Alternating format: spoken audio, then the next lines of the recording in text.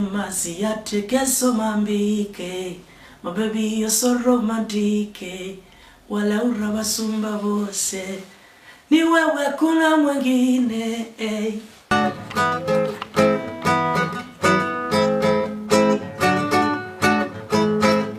Nitwa Issa Jamal Yoya.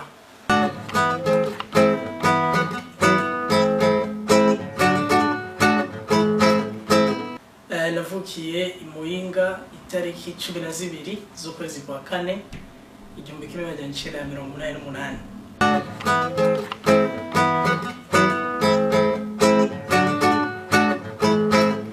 Sijyo nihaye ahubwo ikintu abantu benshi batazi nuko je namenye ko nitwa Issa ngira ngiye gutangura amashuri nayenze ko nitwa Yoya, ndakuvuga ngo ni izina ryo mu bwana nanje ubwanje ntazi icyo cyavuye ko mugabo nakuze numva nitwa Yoya gutyo nyine, hanyuma ndarikunda, hanyuma bitamo kurikoresha nk'umwuga.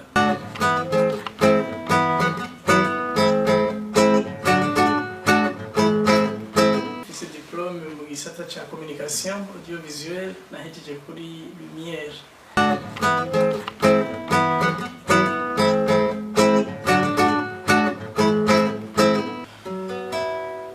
Imbere yo kutanga kuririmba narandika indirimbo n'ivyo, mugabo sinkunda kuvuga ngo nandike abaririmbyi naka indirimbo izi n'izi kuko ivyo ni ibintu bivugwa n'uwandikiwe gusumba uwanditse. No kuvuga ngo mu gihe uwandikiwe adashimye kubishira ku mugaragaro, je sinkunda guca ndabikoresha kuko ucume mu kwerekana ukuntu.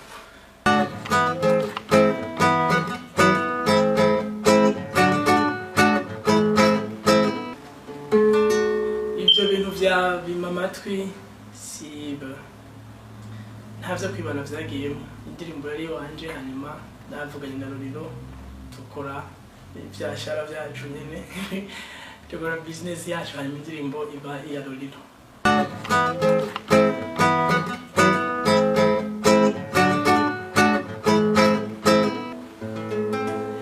Yoya si umusore bivana n'ico witwa umusore wewe, mugabo jewe ndafise abana, sindi mariye mugabo ndafise abana.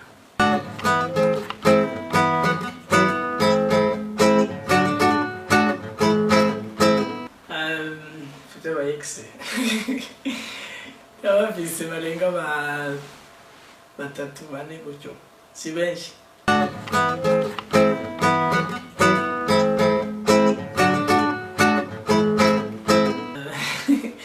Umukobwa wa mbere natarazi nari mfise imyaka ingahe yajya nimevye mu bwana, ndibuka ko nagize mariage d'ailleurs, nako nagize mariage nkiri umwana mfise nk'imyaka nka 8 ya 8-9 bimwe vy'abana vyamashanje naragize mariage.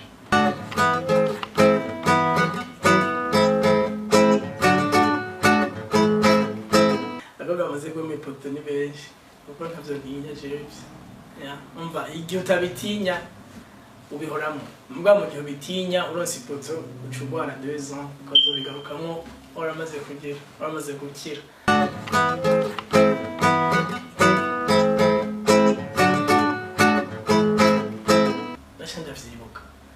Ndavyibuka cyane kuko kera nk'ibimuyinga hari ibintu abantu benshi batazi, twaratubira ama spectacle de danse y'amashure canke y'amagroupe. C'est là ko mubona muri quartier natwe twari dufise rero groupe yacu yitwa Happy Children. Ndacayibuka harimo abantu benshi cyane bo mu generation yacu, je nahora njare ku ma stage gutamba indirimbo z'igikongomani, mugabo urumva ivyo ni ibintu vya kera, ngira niyo ma stage yambere natangiye kujako.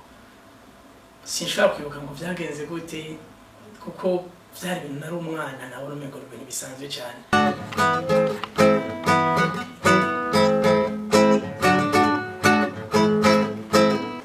Stage maze kunjugumiza hari mu 2012. Twaragiye kuririmba mu Bubiligi ku bintu bya 50th. Bari kuwa mbere mbonye stage nini, ifise lighting, ifise ama screen menshi nyuma, ifise aba musiciens benshi kuri scene, vyaramamwe byaranjugumije kabisa kuko ntavyo nari menyere, kandi bose twara aba artiste benshi, twara aba artiste bagira ku 10. Twakoze ama repetition gihuti umva waba ufise ubwoba uvuga ati aho nshikira ubihava binanira imbere y'abantu bose. Hari muri 2012 mu kwezi kw'indwi.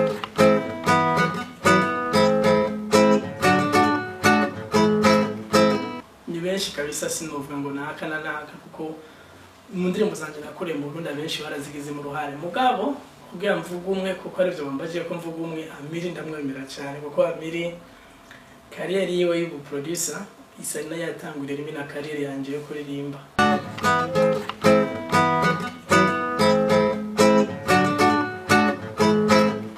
Sinzi ni benshi cyane ku isi hose no mu Burundi ni benshi pe.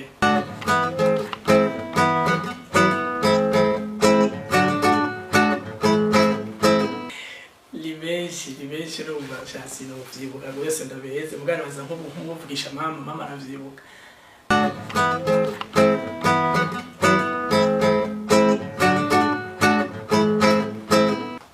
Jeni bora nkikora ibintu byanje by'imiziki kuko ndabikunda ibintu iyo biri muri wowe biragoye kugira uvyikuremo ngo ubihebe.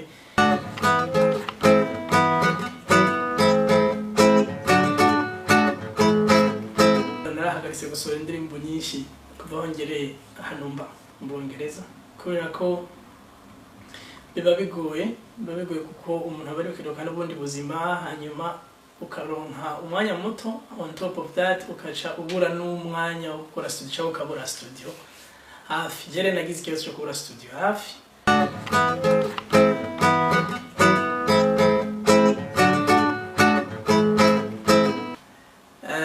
Kintu nkumbuye mu Burundi bwa mbere ndakumbuye abagenzi banje abantu twiganye ku ishuri, ndakumbuye klima yo mu Burundi, ndakumbuye ikiyaga, nkumbuye ibintu byinshi, ndakumbuye imikeke nkumbuye ibintu byinshi cyane mu Burundi, famille yanje, mama wanje, ba sister wanje, nkumbuye ibintu byinshi pe.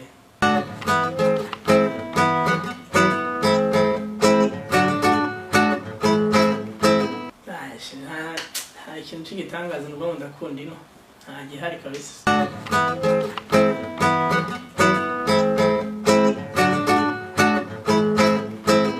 Jere ndi umufana wa Barca muga turatsindwa muri iyi minsi tumeze nabi rafa pasitaravye na match twasinzwe ndwi byaciye byarangiye muri